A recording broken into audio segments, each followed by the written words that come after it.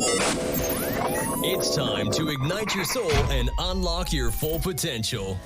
Join us on Beneath the Helmet, the podcast exploring firefighters' health and wellness.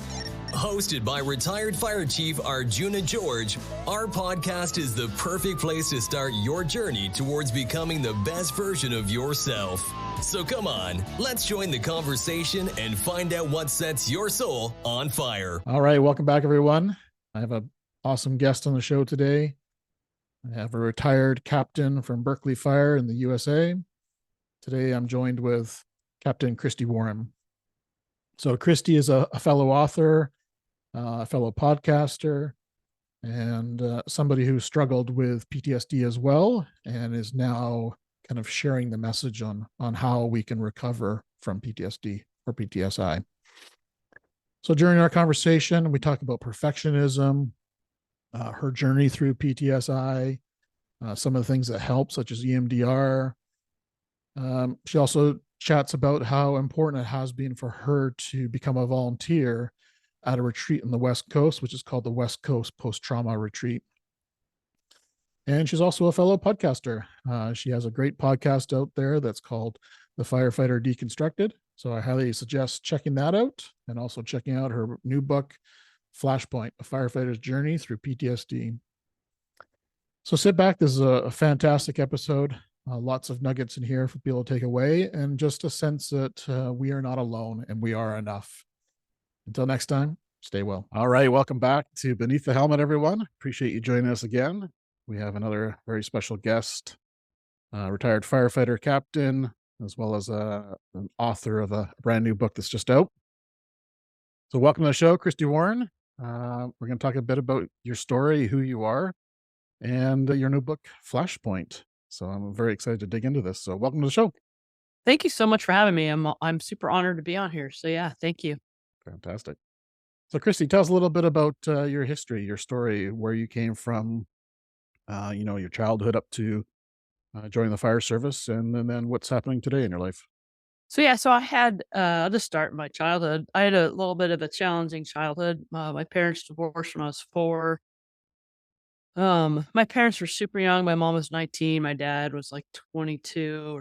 And, they were like, they didn't know what to do with a couple of little kids. And so I was the older sister. I had a younger brother. So anyways, my parents divorced. My mom kind of fell into the wrong crowd and got really into alcohol and drugs. And so I grew up with her in that, and just kind of really growing up feeling like not wanted or cared about or anything like that. And I just remember, my goal in life, my mantra was to get out of that house and live on my own and never, ever, ever like depend on anybody or need anybody for anything. It's like that was just that's all I could talk to myself about like every single day. It was like a vow that I made. What age was So, that? God, like 5, I think. Oh, so super young. Really young. Yeah. Yeah. I just remember just hated being where I was and hated the mess that I was in, and just couldn't wait to get out. Hmm. And, so yeah, so then, I grew up like that. I played a lot of sports when I was a kid. I think that kind of saved me. And I went off to college out of high school, and I wanted to be a doctor. And so I was doing the doctor thing, and then I took an EMT class just for fun because, the first couple of years of pre-med is just organic chemistry and physics, just crap that I care less about. And so I took an EMT class just for fun. And, when I did my ride along for that class, I was just hooked. So like, this is what I want to do, and this is who I want to be.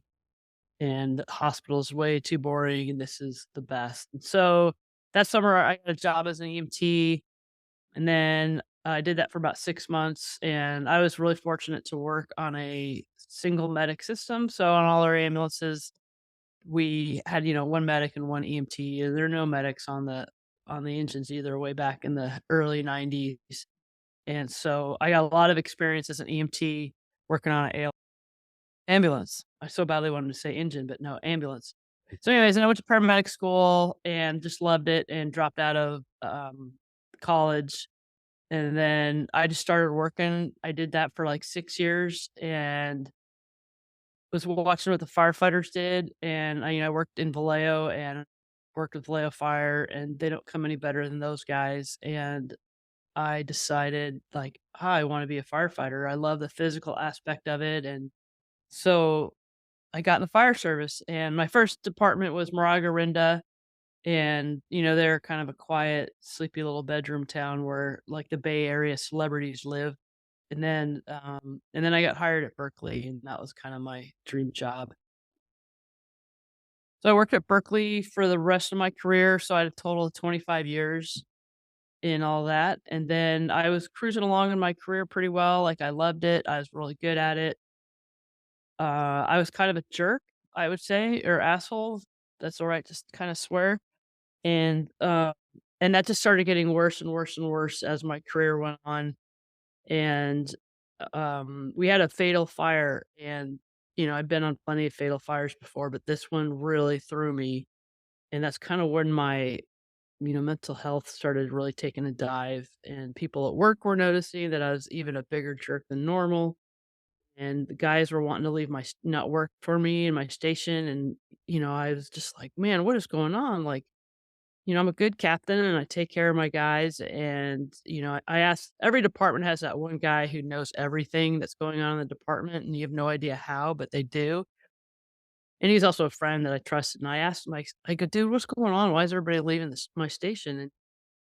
And he goes, they're tired of being yelled at.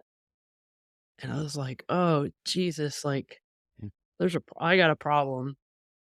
People are leaving because I know I take good care of them. And if people are leaving because of that, then I got a problem. So I went and saw a therapist to find out, like, hey, what the hell's the problem? And I had also started already having some symptoms develop. Like, when the tones would go off at work, my nervous system would just go into hyper overdrive. It could be a call for a twisted ankle in the park, and I would have the same physiological reaction as if it was a gasoline tanker truck on the freeway versus a school bus full of kids.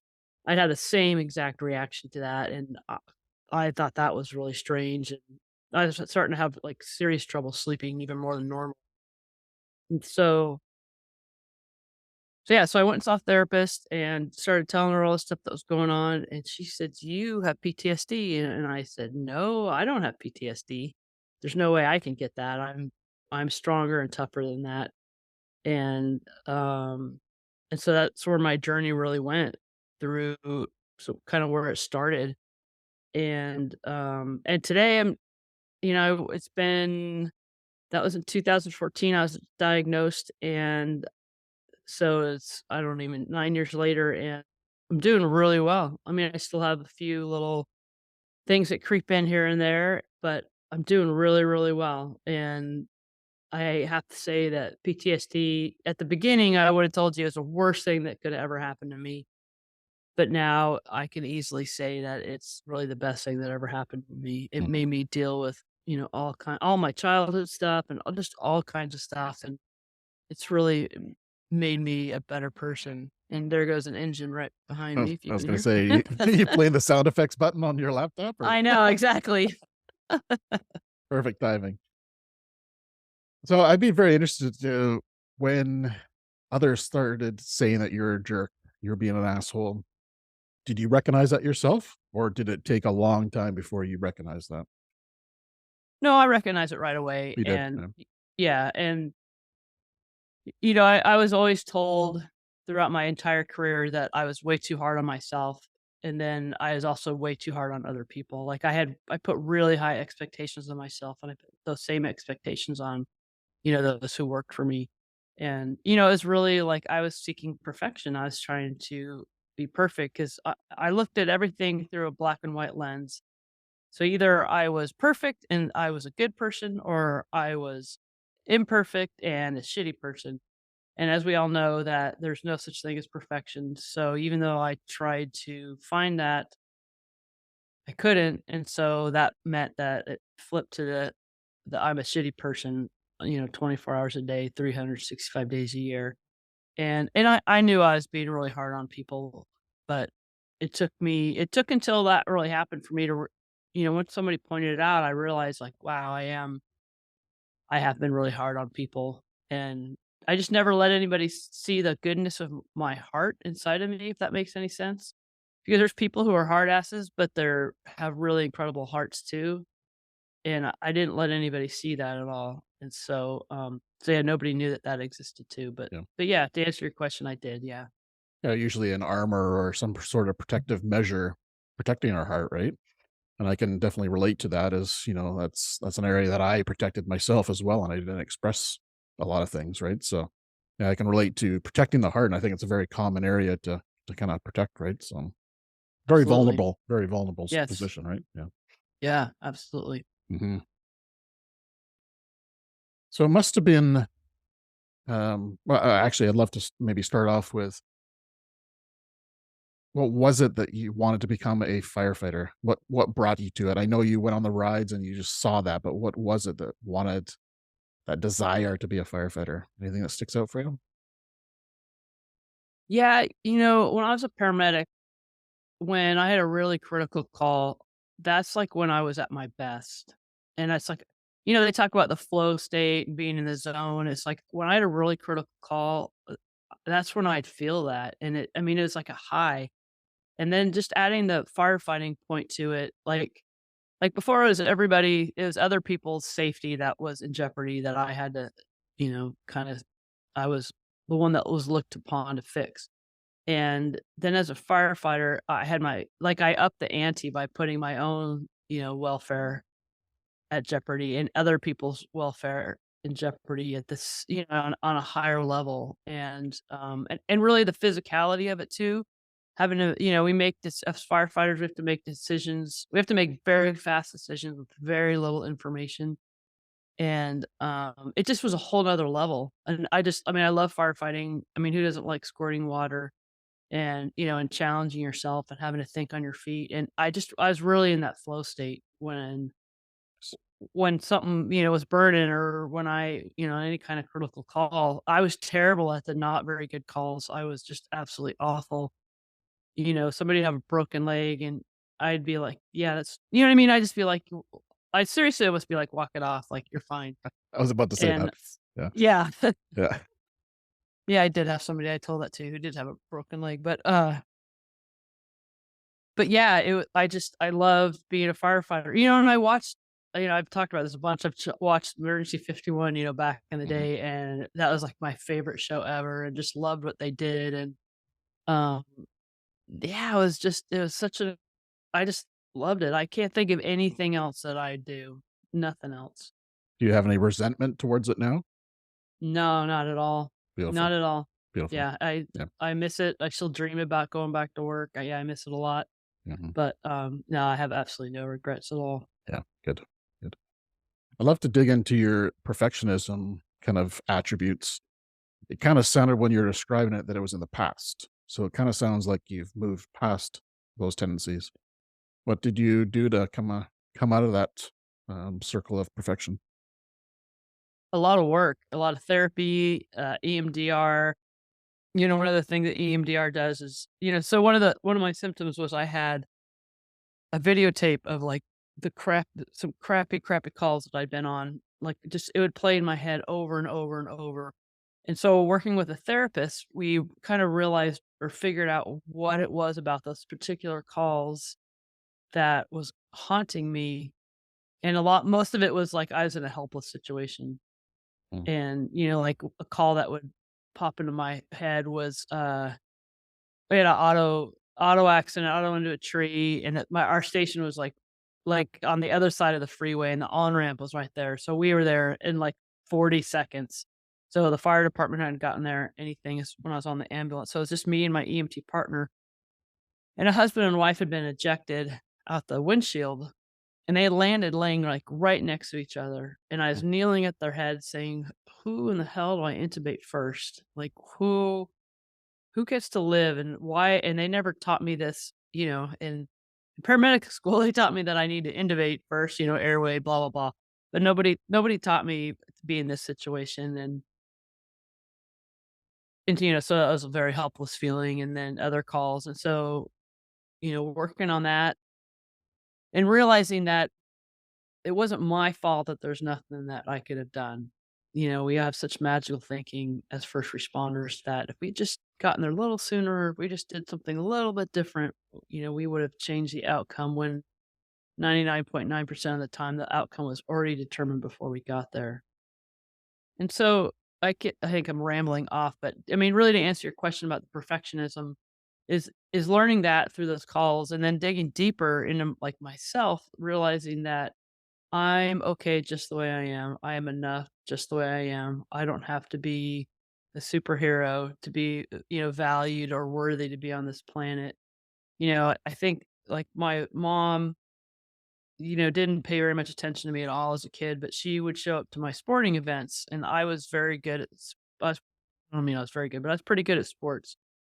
And so she would kind of go over the top, um, when I would do well and, "That's my daughter," and that kind of thing, and so that's like the only time I ever really got attention was when I did really well in sports, and so I think that kinda grew into me realizing that or thinking that I had to do really well in order to be loved and valuable, and so just learning to not think so black and white because life is not black and white by any shape or form, and that I'm worthy just the way I am.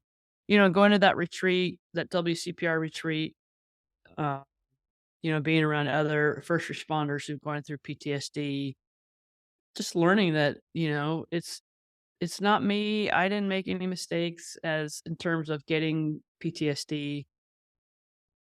It's just kinda like what happened, and I'm worthy just the way I am. I'd have Mm. to say that's the biggest thing. I don't need to be perfect Love it. to be Yes. valuable. Yes. I think it's a very common trait between first responders. It seems that perfectionism. Absolutely. So I'm glad you brought that up. So thanks. Yeah, you're quite the athlete. I read in the book that you did quite a bit of triathlons and escaped Alcatraz several Mhm. times. I wouldn't say I'm a great athlete, I'm just relentless. I'm pretty slow, but, Relentless. Yeah. relentless. Very cool. Tenacious, I guess. Yes, very cool.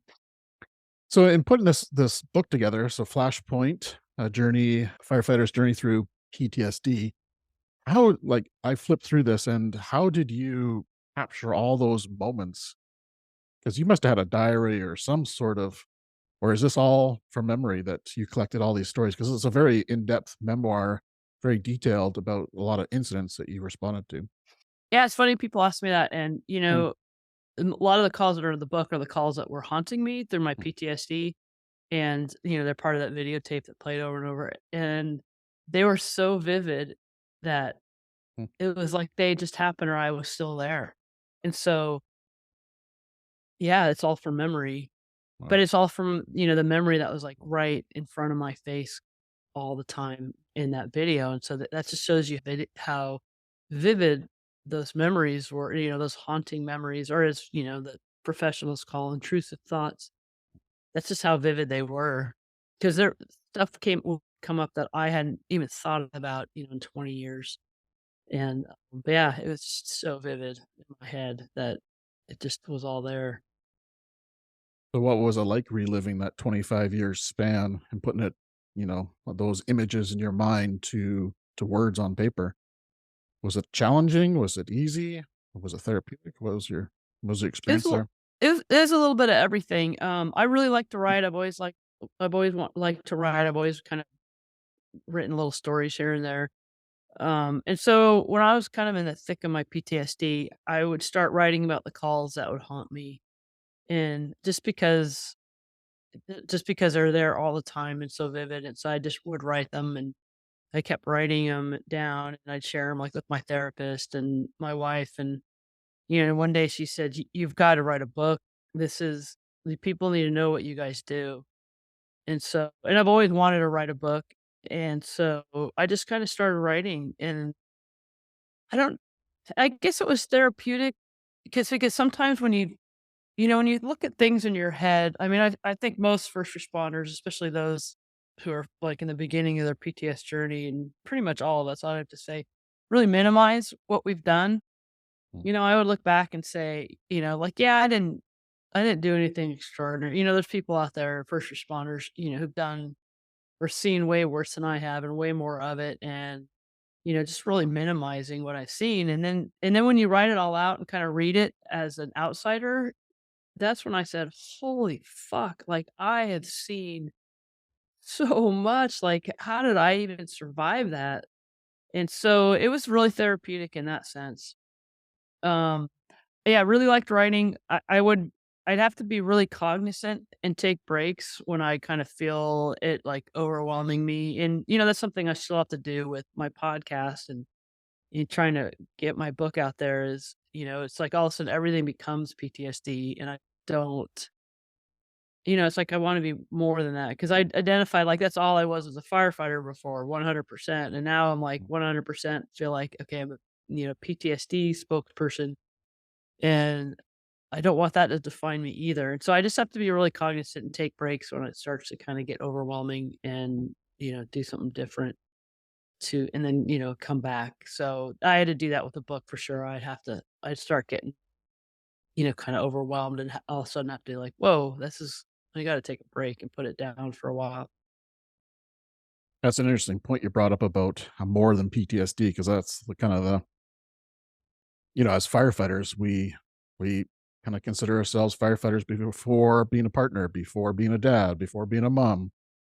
And that's obviously not a healthy mindset to have. So how would you, if somebody had to learn who Christy was, who are you today? Oh, Jesus, that's a tough question. Um, I know somebody said to me the other day that I knew, outside of all of this, and she just had found my book and she goes, oh my God, I didn't know you were a writer. And that was like the first time I felt like, it's like, wow, am I a writer? Really? Like, I don't know. That's a really good question.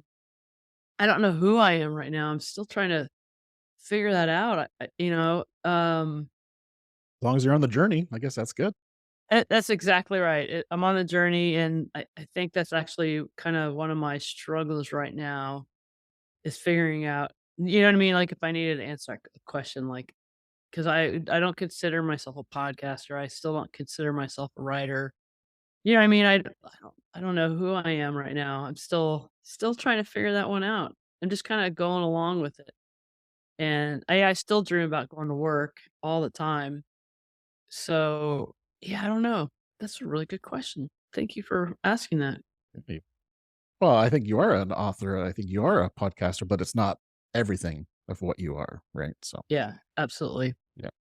So, how did PTSI? I call it PTSI. You mentioned PTSD. How did it impact your life in general, and maybe some things that people who are listening right now might kind of relate to some of the things you went through, and maybe help them in their journey as well. So, what would be some of the things that impacted your life due to PTSD? Yeah, I just call it PTSD out of habit. PTSI is a much better way to say it. And also like the world still calls it PTSD, Mm-hmm. whatever, yeah, whatever you want to call it. Um, my struggle was was so full of shame. That was my biggest hurdle was the shame that I felt. I prided myself on being good at my job and, tough and, I just want to be the first one in and the last one out. And, I went through a lot of struggles in my life and obstacles and I was able to overcome all of them just through hard work and grit. And, I'd get knocked down and I'd get back up. And then I got this PTSD and no matter how hard I tried, I could not overcome it, by myself, that is. And I felt so much shame. And, the day that kind of everything really came tumbling down on me, I had just gotten off of work and, I wanted to kill myself. And it was so much because of the shame and the pain. And, I was in my car and I was looking for a tree to drive into. I remember thinking, like, even if I don't die when I hit the tree, even if it just puts me in a coma for like a month, I won't have to go to work for a month. And the most important thing is I won't have to tell anybody why. And that was so huge for me that it's like if I can't tell anybody why. I can't tell anybody at work what's going on. And so I did go off work that day, I did call the next day and say, "Yeah, I can't come in anymore," because I knew where it would lead to. And, so many friends from work were texting and calling and, because they just saw on good old telestaff that I was off on sick leave indefinitely. And so they're all wondering what was going on. And I would just text people back saying, "Thank you so much for your text, your phone call. I just can't talk right now." And because I mean, really, I didn't even know what to tell them. I didn't know what was going on with me. But the biggest thing was my plan was like to quote unquote fix me and then I can get back to work. Kind of like, let's just pretend like this never happened. And so I just didn't want anybody to know. And that shame and not wanting anybody to know and not really asking for help was what was going to be the detriment to me. When I finally kind of got at the end of my rope, I decided I have to ask for help. And going to that retreat was the first time that I asked for help. And that made all the difference in the world. There's so much help out there. And asking for help and doing the work, no matter how hard it is. And the work is really just like inside your head. I had to tell myself that I was worthy, I was valued, and I was, worthy of love. I had to tell myself that over and over and over because I absolutely did not believe it. I was like, and it wasn't me trying to be self deprecating or the victim or anything like that. I truly believe that I was, inherently bad. And to do the work of to tell myself that I was good over and over until my brain like rewired itself and now I believe it. And so, my biggest thing is you got to ask for help. There's nothing to be ashamed of. PTSI, PTSD, PTS, whatever you want to call it, it's a biological, physiological injuries, no different than getting hit in the head with a baseball bat. I interviewed a CHP officer who crashed her bicycle going down a very steep hill and had a severe head injury, like very severe head injury. Like she's lucky to be alive and have all her faculties. And we went through her symptoms of a serious brain injury and my PTSD symptoms, like one by one on an episode. And they were the same. They were Mm, absolutely the same. It was incredible. mm. And, your brain changes shape, it changes the chemicals that it makes. It shows up on a brain scan. And so it's actually a physical injury. And so if people could realize that, it's no different than, blowing your knee out. You can't fix your blown out knee on your own. You got to ask for help. You got to go to a doctor and get surgery or whatever. And so PTSD is absolutely no different at all than that. And it's like if people can realize that and get over the stigma that it's okay to ask for help. And there's a lot of confidential help out there too, because I know people are worried about their jobs and everything. And yeah, and then and suicide. That's why I do all this work is to try and prevent suicides. And suicide is a permanent solution to a temporary problem. And so much of us are really impulsive. That's why we're good at being first responders because it is a very impulsive, reactive job. And we do that, we start spinning out of control and we get into that impulsivity moment. And I think that's when so many of us do take our lives. And if you can just like get through that moment and stay alive, just to keep putting a foot in front of the other, just, it's just, I guarantee you life is so good on the other side. And I just can't stress that enough. I'm almost getting the image that your PTSI has been a gift to you, as much as that might be painful to say. I get the sense that you've kind of switched your mindset around that. Hey, this has given me some amazing experiences and tools that I can support and do good work in other ways. Would I be on the right page, or am I You off? are absolutely on the right page. Yeah. Yeah, it's like I said, it was an absolute gift. It is the best thing that ever happened to me.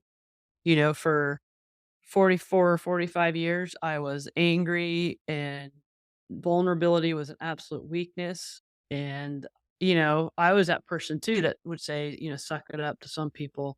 Mm. And, if you were proven like a proven tough, gnarly firefighter and you were struggling, it would be okay. But if you weren't, then I would say suck it up. And so, yeah, I was an unhappy person, and I would constantly, I just would fall apart really easily if I was, somebody said something bad about me, or I wasn't good enough in something, or I didn't win a race that I was running, even though the person I was with didn't know that they were in a race.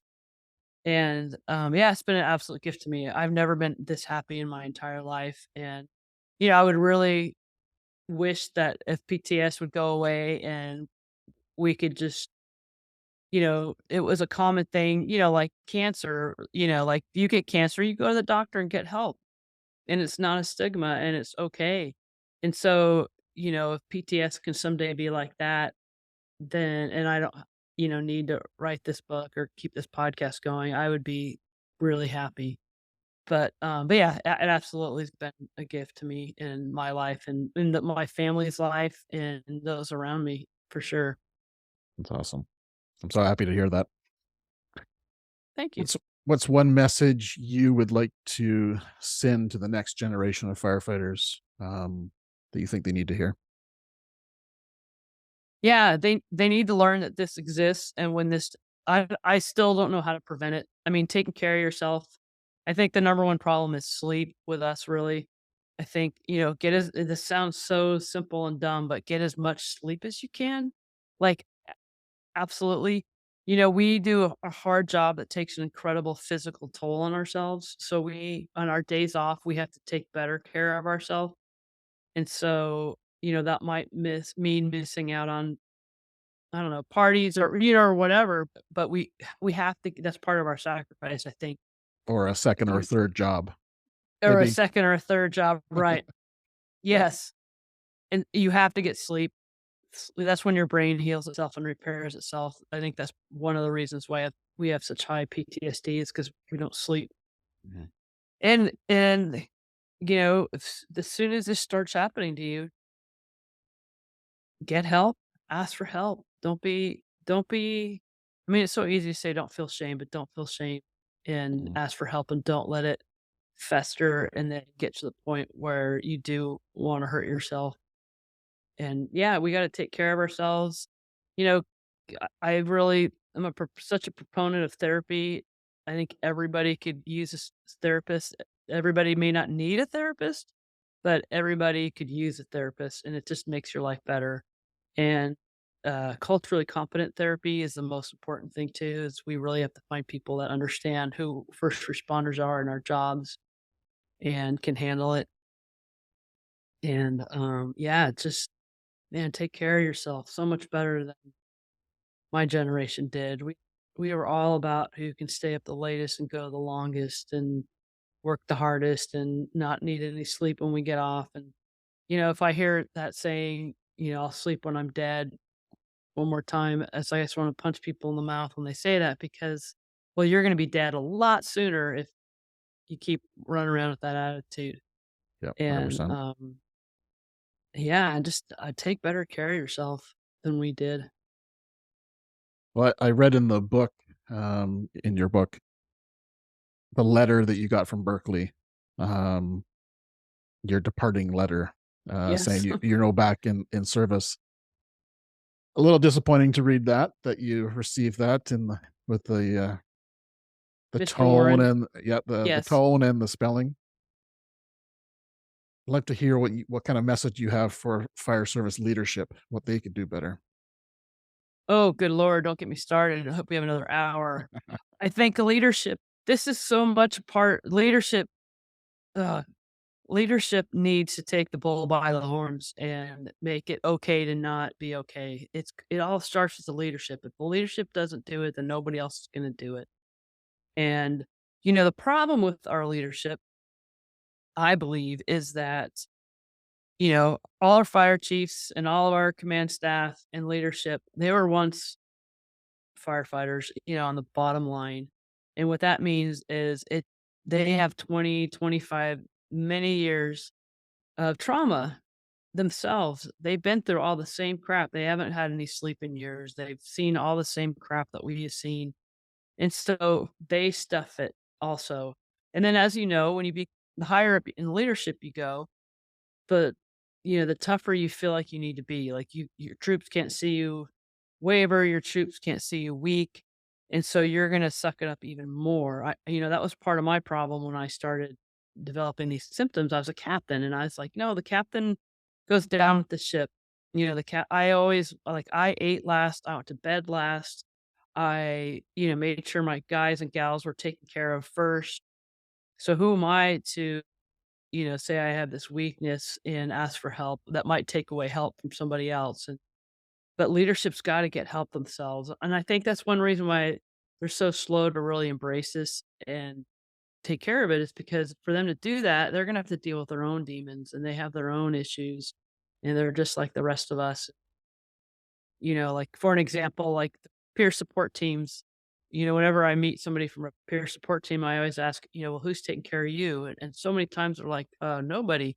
You know what I mean? It's just like another layer that we forget. And it's like somebody's got to take care of the peer support team because they're doing all their stuff. Plus, they're listening to everybody else's stuff. And so they need like extra help. And we need to recognize that. And leadership needs to, I just implore leadership to really look at this and, deal with their own issues and see vulnerability as a strength and not a weakness, and make sure their people are being taken care of, because it's our lives. You're more likely to die first responders are more likely to die by suicide than in the line of duty.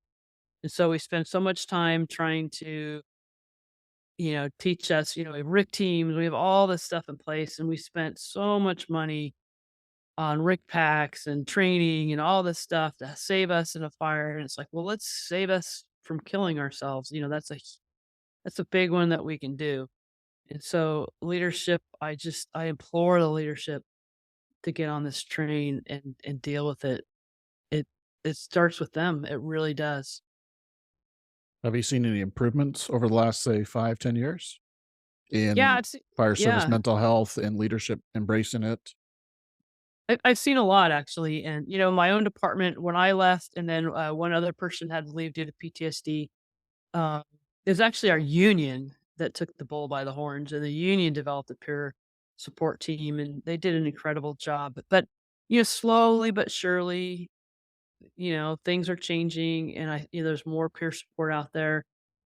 I still haven't seen a whole lot from leadership. I mean, there's definitely leadership out there that is doing something, but I know, I know I know chiefs that are struggling horrendously with their own issues in terms of, trauma and PTSD and all that kind of stuff. And they're trying so hard to keep it together that they just can't handle, you know what I mean, taking care of other people's stuff. Sure. And and so and then, the biggest thing is like being found out. Like we're so afraid of being outed of having PTSD or whatever. That for this, I mean, I already talked about that a whole bunch. I don't mean to beat a dead horse, but um, I think a lot more can be done. A Mhm. lot more can be done, and there's just so much of, especially the cops. The cops just they raise their hand for help a little bit, and they immediately get taken off the street, and their gun gets taken away, and they get put on a desk. And who's going to speak up when that is like an automatic thing that's going to happen to you? It's fine in the meantime, but they find that they never see the street again.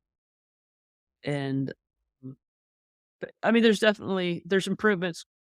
Definitely things are moving the right direction, but there's Yeah. watching the suicide tally increase. It's Mhm. not fast enough. I agree. Well, I think there's important work, through your book, through your podcast, through Beneath the Helmet. We're getting that message out there and slowly chipping away at not just leadership, but every first responder in North America, right? So I think we are making headway. And like your shirt says, and the stigma, that's pretty important. You dived in a little bit about your journey through that camp that you went to. I don't recall the name of it off the top of my head. What kind of nuggets did you get from that camp? Camp, is that the right word? Actually, I love that you call it camp because that's what my wife calls it. She's like, "Have a good time at camp." Retreat? That's Camp? a retreat. Yeah, it's a Okay. retreat. But like I said, she calls it camp, and I think it's Yes. hilarious. So yeah, it's a retreat. It's called the West Coast Post Trauma Retreat. It's part of the First Responder Support Network. So this retreat is absolutely incredible. It's a 6-day retreat. When you go there, there's 6 clients, and then the rest of it is their peers. So all the peers are first responders who've kind of been through their PTS journey or along it at some timeline. And then there's 2 clinicians and a chaplain, and basically spend the week learning how to become vulnerable. And you talk about your bad calls and why they bother you, and you end up talking about your childhood, and you just really learn to be vulnerable. And it's really the first time that you feel part of like a real family. The fire service is like, oh, we're a family, come join us. And then you get injured and you never hear from somebody ever again. And, it's that kind of thing. And, I feel like we're never really a family until somebody dies. And that only lasts for a week. But up there, you're actually a family, and people love you regardless of your injuries and your issues and whatever mistake you think you made at work or whatever. And it's the most like life affirming place I've ever been to. There's so many you connect so many dots as to why, especially with your PTSI, like why you're angry or why you're crying all the time or why you have anxiety or your parents, you realize, oh, the fact that my parents were alcoholics actually is causing me, issues today and my behavior today. And it's funny, the number of first responders and like I can't remember the exact numbers, but like male police officers that were molested as kids is staggering. Like I've talked to and met so many first responders, going through PTSD, and very few of them weren't molested. It's staggering. And so you start making kind of connections, and um yeah, that's where I learned that I'm enough just the way I am. And I'm on a journey, and I am because of where I am.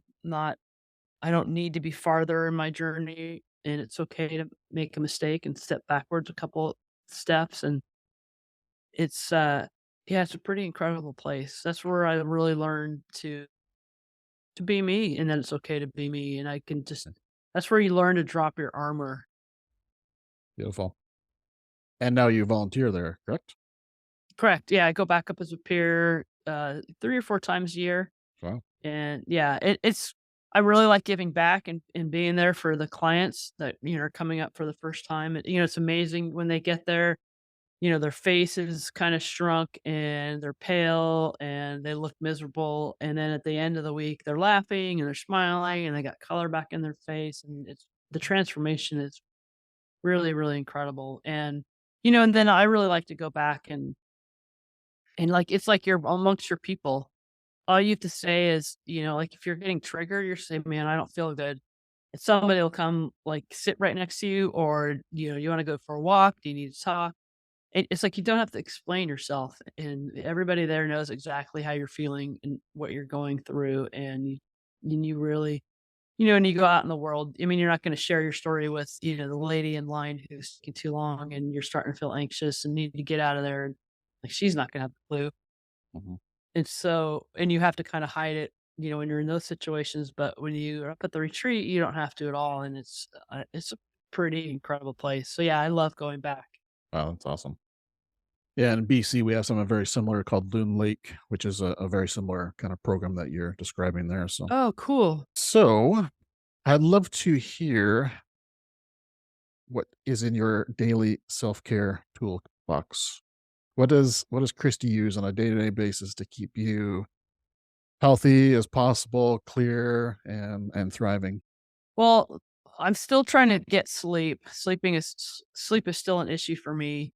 And so like I don't get up early for anything unless it's like a race, you know what I mean, or some meeting I have to be at. But I don't get up early to work out, or I don't get up early to get a start on the day, and I let myself sleep. And that's kind of like in my mind, that's kind of hard because it's like like this morning I woke up at like or I got out of bed at 8:30, and it's like it's already 9 o'clock. You know what I mean? It's like you feel like the day's slipping away, but it's like I need sleep so bad that that's something that I do. And I walk my dog. I got a goofy dog. Uh, when I get into when I start kind of feeling angst, and it's I breathe, like, I take slow, deep breaths, and I try to go outside no matter what the weather is or whatever, and just, like, look in the sky or at a tree or just, like, some nature, something that's kinda bigger than me, and just take some deep breaths. And that's something you can do in your car too.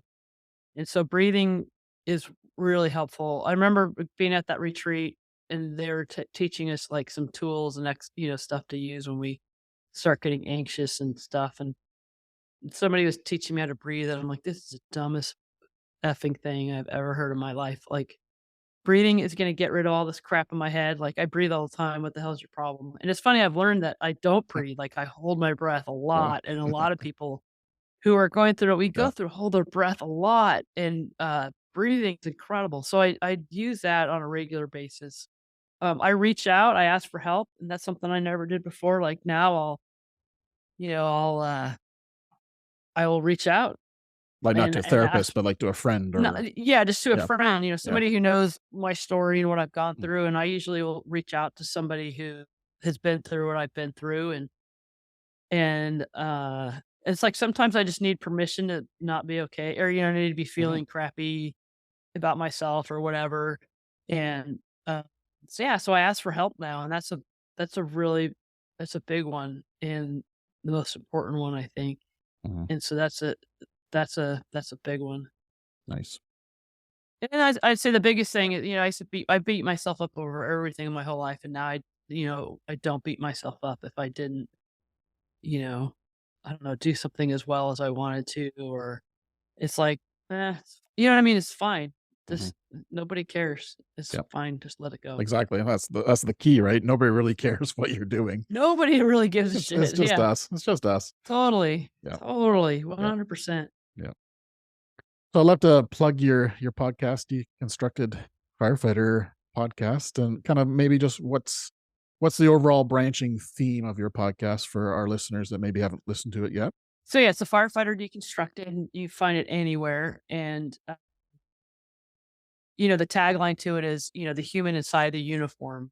And, I really want to get into who we are, what we are, besides that, what we are supposed to look like wearing our uniform. And so I have people on, I have first responders, dispatchers, firefighters, cops, paramedics, EMTs, you name it. I have first responders on and really like tell their story of PTSD or just struggling and getting help. I've had some amazing people on, and kind of just they tell their story and their journey. And, I found that not only, I really, the real reason why I did it is so other people can listen and hear other people's stories and realize that they're not alone. Something I say in that Mhm. podcast all the time is like, you are not alone. And podcasts are pretty intimate in that you can listen to them and nobody knows what you're listening to. So somebody who may be struggling and find it, they can listen to the stories of these other people, and and nobody knows that what they're listening to. Great point. And so Yeah, yeah, never considered that yeah, before. That's a good point. Yeah. yeah. Yeah. And so yeah, the biggest part is that you're not alone. And I've had spouses on. I've had like I told you, I had that friend of mine who had a serious brain injury. I've had kids on that talk about what it's like to grow up with a parent who has PTSD. Mm. Because so many of us say we don't bring our work home with us, and that's absolutely not true, no matter what you think.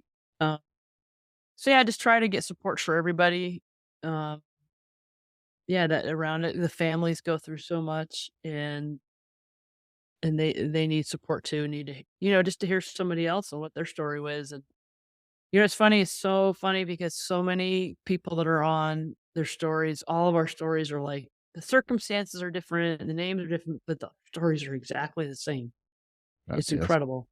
I'm And definitely seeing that for sure. Yeah.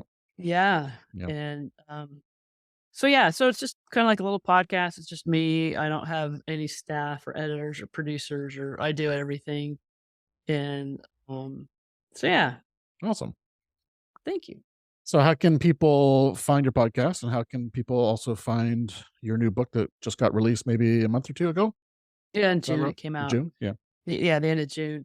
So my podcast you can find anywhere on any podcast platform. It's like I said, it's called the Firefighter Deconstructed. My book you can buy anywhere, Amazon, Barnes and Nobles, anywhere books are sold, you can find it. I have a website, ChristyWarren.com, and that's CHRISTY Warren.com. My book is there, my podcast is there, kind of everything is there. So yeah. Awesome. Well, it's definitely, first word that comes to mind is intense. Some of the stories that you describe are, I would say, intense. I can definitely feel the emotion and the power of those calls just by reading your words. So pretty powerful. Thank you. So what's one final kind of nugget you'd like to leave our listeners with, that you want them to hear today? I think that you're enough just the way you are. Mhm. And if you don't believe it, keep telling yourself that until you do, because it's absolutely true. Was that like an affirmation that you had written down for yourself, or you just said it to yourself when you did that? Just said it to myself. Mhm. And writing it down and stuff is good too. Mhm. But Awesome. yeah, I'm too lazy to write it down. Oh, you're a Post-it notes writer. up. I know, but that's different. Yeah. But yeah. Awesome. Well, Christy, it's been a real pleasure to have you on the show. Thanks for sharing your story. Thanks for putting your important book out there into the world, and your podcast and everything like that. But more than anything, I just want to acknowledge that who you are as a person today. You do have a massive presence. And I just want to say you're on the right track, and you're not alone, and we got you. Thank you so much. It means a lot. Sure. That really means a lot. Thank you so much. And I appreciate you having me on your show, and I appreciate the work you're doing too to get the word out. I really do. Thank you. Awesome. Well, it's been a pleasure. And until next time, take care. Stay well.